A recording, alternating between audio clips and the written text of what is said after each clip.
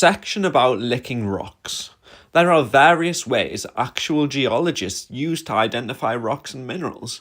One real way they do this is licking rocks and minerals. Rocks may not actually be conscious, but the part about licking rocks is true. So even if rocks are not conscious, this story is still grounded in reality. In real life, geologists genuinely go around licking rocks to try and identify what rock they are. How would you feel if a humongous giant picked you up and licked you with a tongue nearly as big as your whole body?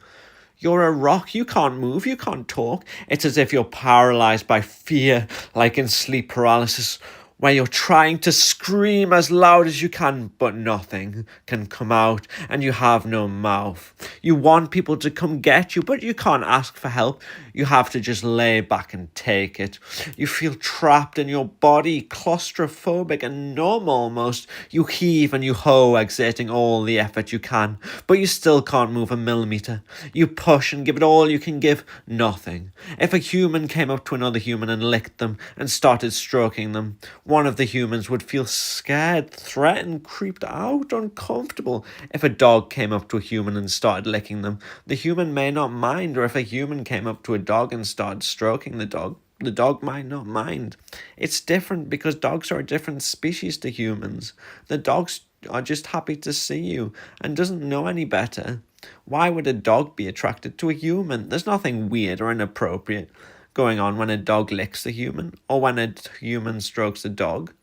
Rocks are even more different to humans than humans are to dogs. Would the rock being licked feel really scared and uncomfortable or in distress like if a human licked another human? Or would the rock feel different enough to the human that they would think, well, a human's obviously not attracted to me, so there's nothing weird going on. It's just like when a dog licks you. But rocks don't know that humans identify rocks by licking them. How would the rock know the human's intent? The rock would feel confused, startled, and shocked. They wouldn't know what was happening to them. How would the rock know the human had no intention of being inappropriate? The rock wouldn't know, so to the rock it's just as bad. The rock wouldn't know how to make sense of it all, and the uncertainty of not knowing if someone is a threat is what makes people creepy. A geologist's bristly beard would rub up against the rock. The coarse hairs tickle you, the rock, and make you itch, but you have no hand to scratch yourself. It adds to the uncomfort. It may be over quick, but it felt much longer than it was. You have no mouth or arms. You can never say you wanted this. A geologist can never get your consent. You are left feeling dirty, covered in thick strands of syrupy saliva. Rocks get covered in mud. Animals poo on rocks. Animals like tortoises or shelled animals get dropped from a height to be cracked open as pieces of their fragmented body shatter all over the rock and their guts splatter all over you, the rock. You are left there, no one to clean you up, forced to smell and look up at the guts on you. You don't get used to it, and it's mentally exhausting as you're constantly aware of it. If rocks get pooped on and all this happens to rocks, what difference does a bit of saliva make to rock? Well, birds poo on humans too. Humans can get covered in mud, just like mud oozes over rocks, coating them with a horrible layer that they can never wipe off, and it dries into a thin crust that irritates you, the rock. It feels disgusting. Birds poo on humans, especially historically before humans started spending time indoors or before humans started wearing big coats to protect and shield their skin from the splatter. If humans had to put up with all that, does that mean what difference does it make? A bit of saliva make on top of that? And the answer is being licked would still make a big impact, and saliva on top of that would still add to the never-ending onslaught of the environment. Imagine if the rock had autism on top of that and had to deal with the overwhelming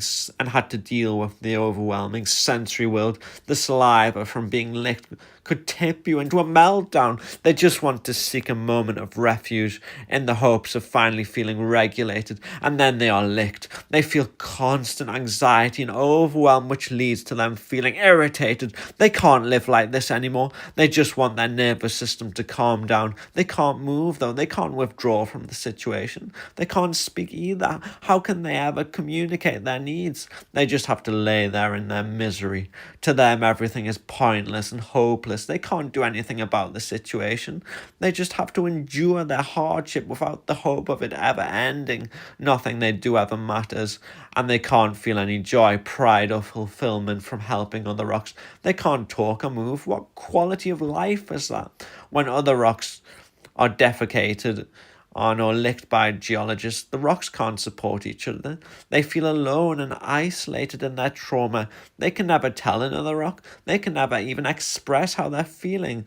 They can't change their facial expression. Not being able to express other emotions means their emotions morph and come out as anger, but they can't even express that anger. The anger becomes internal and morphs again into self-directed shame and guilt that endures for the millions of years the rock is alive. They can't get up and watch TV. There is no distraction from their suffering, and there never will be, for what seems like a drawn out and dragged out eternity, when they can't get any enjoyment out of life, and all they experience is the remnants of the trauma from being licked. The boredom is agonizing, everything is internal, and the shame and guilt morph yet again, leading them to doubt themselves as they are enveloped in yet another layer, this one of insecurity and inadequacy. These emotions layers sit beneath the surface of the rock as the hard mud crusts over them, preventing any emotions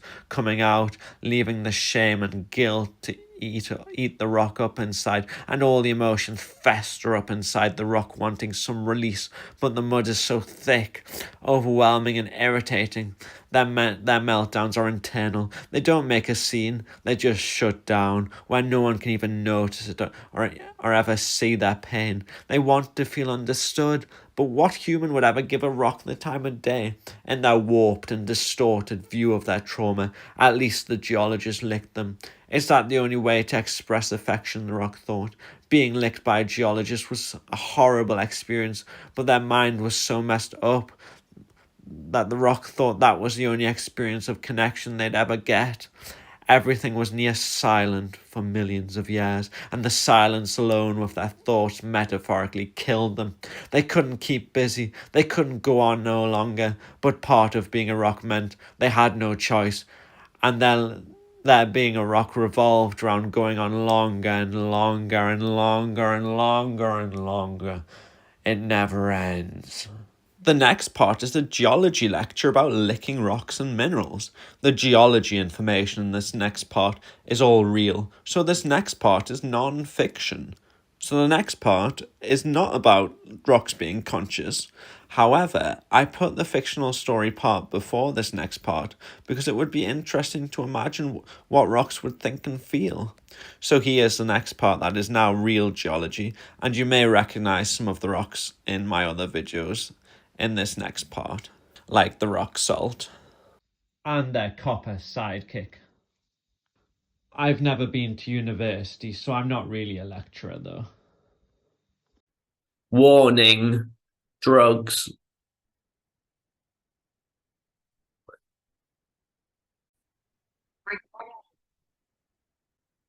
Can you see me all right? Hello there. Welcome to today's lecture. So I'll just share my screen. So it's called okay, so today's lecture is called Licking Rocks Harm Reduction. So we're going to go over some of the key things to look at when you're licking rocks. So you may have, I'll just give credit to, there's a channel called Skibby the Fossil Freak, giant link in the description, who licks lots of rocks.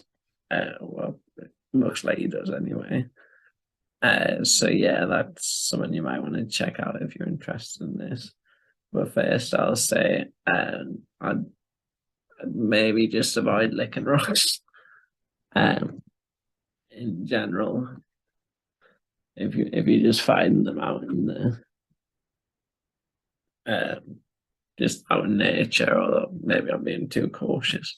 So anyway, I'm going to show you some rocks or minerals or whatever, uh, and talk about licking them. So yeah, so here we have, I think, a halite.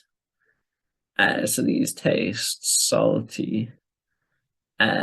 You can lick them. I'm not sure I'm gonna lick this just because it's been different places in my room and stuff like that. Yeah, but I'm sure I've licked it in the past and it's tasted salty. Now I did put it in someone's mouth. They were lying asleep and they had their mouth open and like that. So I put it in in the mouth, and I don't know if they woke up or something like that. It was when I was younger. I probably got a shock that it was salty. So that happens. That's highlights. I think this is. If they had bit down on the highlight though, they may have hit their teeth or something like that. So I can't say I'd advise it. Next, I'm going to show you what you shouldn't lick, because I've got some lead sulfide. So this is galena. Yeah, lead sulfide. So basically, lead compounds can taste sweet. So I don't know if this tastes sweet, but it's lead is quite bad for you. So I would probably avoid licking galena. I might even just wash my hands after I've touched it because, yeah, I wouldn't lick that. I mean, yeah, might be a bad idea. So yeah, yeah. So anyway, that's quite dangerous. Is potentially quite dangerous to lick. But now we're gonna look because sometimes rocks can look like quite appetizing. So I'm gonna show you another uh, appetizing rock.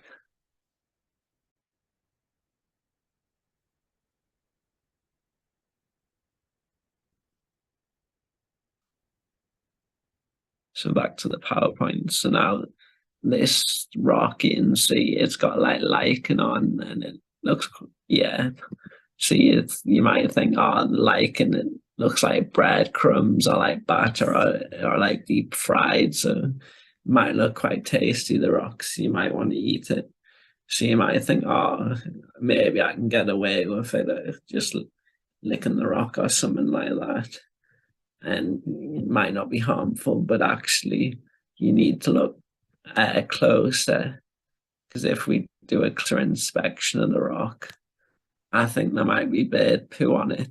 So you definitely need to keep in mind stuff like this. So I wouldn't lick that. But yeah, the lichen does look like breadcrumbs or batter or deep fried on the rock. So yeah, it's maybe a similar color or whatever. But yeah, I would avoid that. Okay. Licking rocks may taste nice, and so chocolate chip rocks may taste even nicer. You know it may be rabbit poo, but the prospect of licking chocolate chip rocks is just so tantalizing. You can't resist it. You might even try and justify it. You may say herbivore poo is safer than carnivore poo. You may even say, well, even if it is rabbit's poo, you won't know that you don't like it until you've tried it. You need to calm down, get a hold of yourself, and think rationally. Breathe in, breathe out. Count to 10 and try to relax. Think, how often do you see chocolate chips on rocks? You don't, so just try to remember that and try and realize that it's just rabbit's poo. So in summary, don't eat poo or toxic materials like lead. Okay, thanks for watching. I hope this has been helpful. Thanks. I hope you enjoyed. Thanks. Bye. The next thing you can do is pray that the rock or mineral is not toxic. So, the crystal there. So, yep. I pray that this crystal will not kill me. So I'll let you know in the morning if I'm dead or not.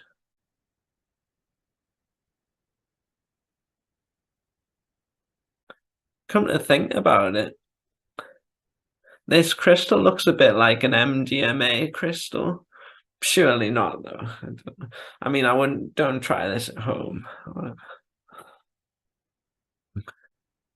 Another thing is that if what you're licking is porous, it can stick to your tongue, and fossil bones can stick to your tongue. My jaw feels a bit funny. Another thing is that if there is a fresh igneous rock, it might be too hot and burn your tongue. I'm sorry if all this sounds common sense. The university is making me do this lecture. I think health and safety has gone too far, if I'm honest. I'm starting to get the itch to dance. I don't know why. Yeah, so another thing is that silt can taste gritty, whereas clay doesn't. Hang on, I just want to tell my rock person that I love them. I'll just go see them. I love you so much. Let's dance.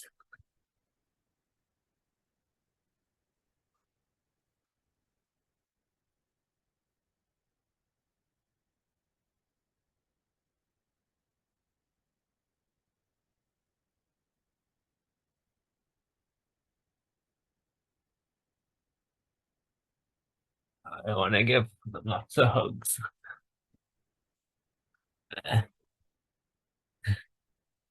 Little rock person. Oh, I really love this rock person. I'm starting to think that crystal I licked was actually MDMA. I'm sort of like dancing, like on the ceiling and stuff.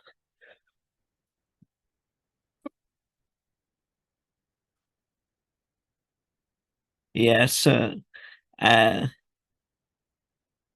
thanks for watching. I hope you enjoyed, and I'll get back to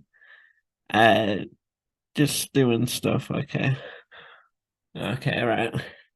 See you in the next one. Just to let you know, it's morning and I'm not dead, but I feel really down after last night. I'm just thinking I don't really have any friends. I mean, my best friend's a rock, and even they don't talk to me. Look, you all right? See, they don't even reply. Anyway, back to the lecture.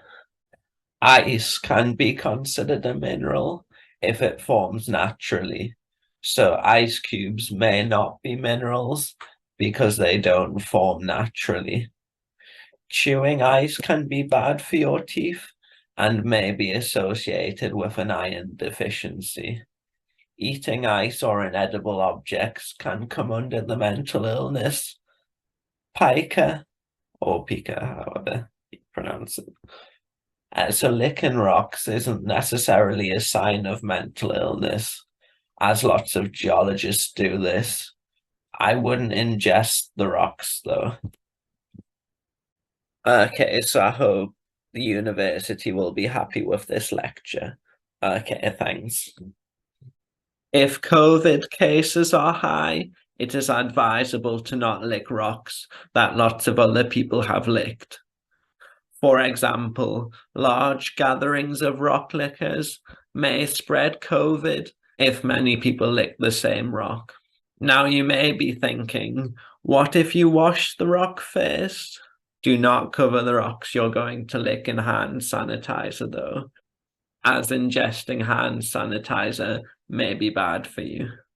Copper can be antimicrobial.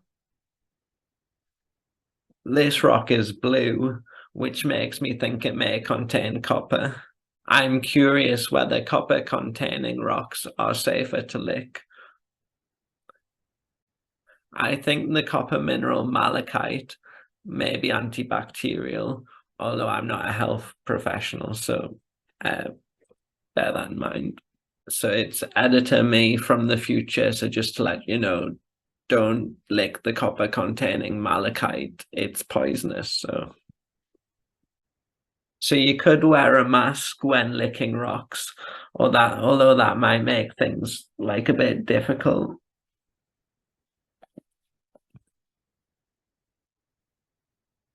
I don't want to give you anything, so I might just keep the mask on so that you don't catch COVID through the screen. Sorry, the university is very strict in risk assessments and assuring nothing bad happens. So, tasting amber and copal. So this is just to test if it's amber and copal. So you can wash the amber or copal in soapy water and rinse. You can lick it, and if it's tasteless, it indicates that it's amber or copal.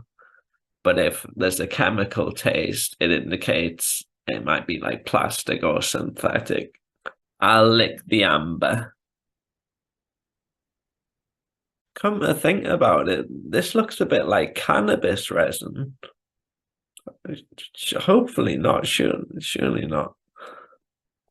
So again, lots of geologists lick rocks and they're not all mentally ill, although saying that they like rocks, so maybe they are all mentally ill. I'm starting to feel a bit lethargic.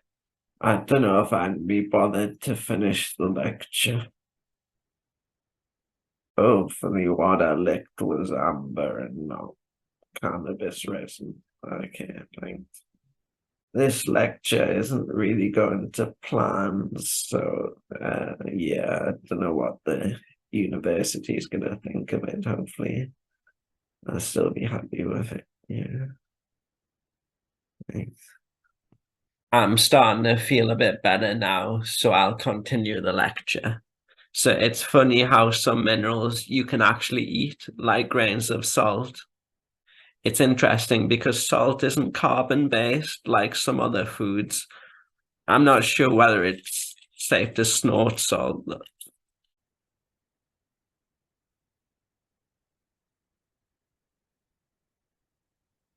I wouldn't try this. It might sting.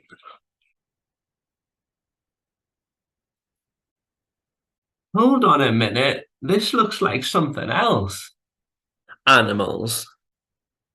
Geophagy or geophagy, however you pronounce it. So geophagy is the deliberate consumption of soil, dirt, or rocks, and geophagy has been seen in some mammals. So birds can have like stones in there. They can swallow stones and can like grind food. And so, and these are called, the stones are called gastroliths, and crocodilians may also have gastroliths, or some crocodilians or whatever. So sand dollars, they're like sea urchins, but they can be like quite flat, and they can eat magnetite, and so that's magnetite's a mineral that contains iron, and they eat the magnetite to weigh them down to the seafloor. Well, that's what they think they may. That's what they think they may do. So it's funny because even teeth can contain minerals like apatite. So this is apatite, and so apatite is calcium phosphate. So animals like chitons scrape food off rocks and can have magnetite in their teeth to make them harder. I don't know what it is about these geology samples from the university, but they seem to be affecting me. It just seems to be ever since the geology department merged with the criminology department. I'll just have to read the labels. Anyway, here's another geology related thing you can consume. So, calcium carbonate. So the mineral forms of calcium carbonate are calcite and aragonite, and calcium carbonate is also found in antacids, which neutralize stomach acid. So calcium carbonate's actually what limestone's made out of. I don't know whether taking a bite out of something like limestone is safe though, and chalk is also made of calcium carbonate. However, drawing chalk isn't always made of chalk, and I can't advise eating chalk either. I think this is an antacid tablet. I mean, it's got acid written on it, so it must be an antacid tablet. Okay, I've took it. Hopefully it's not the drug acid. So we've talked about licking rocks, but what about licking molten rock? Warning, do not lick lava or magma. They're hot. So yeah, so lava and magma can be quite hot, so don't lick them. You might, yeah. The university asked if I could include this slide, so we have a field trip to a volcano. So I guess this is important. Hang on, I'll be back in a second.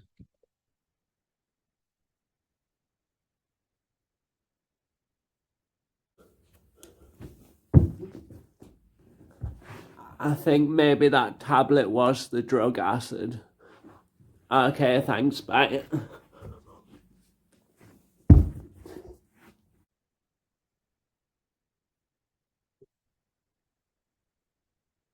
Right, where were we? Ah, yeah, the magma slide. Now, magma is below the Earth's surface, so I don't know how anyone would reach magma to lick it, but the university's been overcautious ever since the alleged accident. Apparently, one of the university's students climbed into a volcano's magma chamber in order to lick magma. Now, this report was never substantiated, and I don't know if that's even possible, but the university has been very strict in their risk assessments ever since. Hence the big warning on this slide.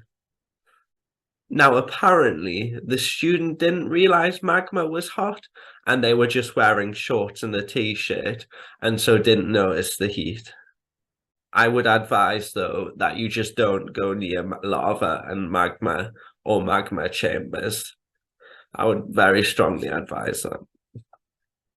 Now, I know since the merger of departments, the criminology students share some modules with the geology students. So this part is for the criminology students. So lithium is used to treat bipolar and is a mood stabilizer. Naturally occurring lithium in drinking water may be associated with lower suicide rates, and lithium in drinking water may also reduce crime rate. Now, it is also worth noting, don't lick anything with mercury or arsenic in, and uranium is radioactive, and some minerals can contain uranium. I'm just going to lick something.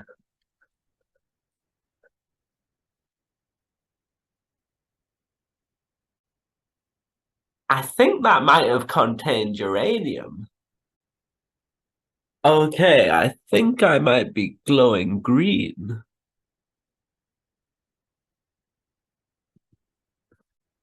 I think it might just be the radiation.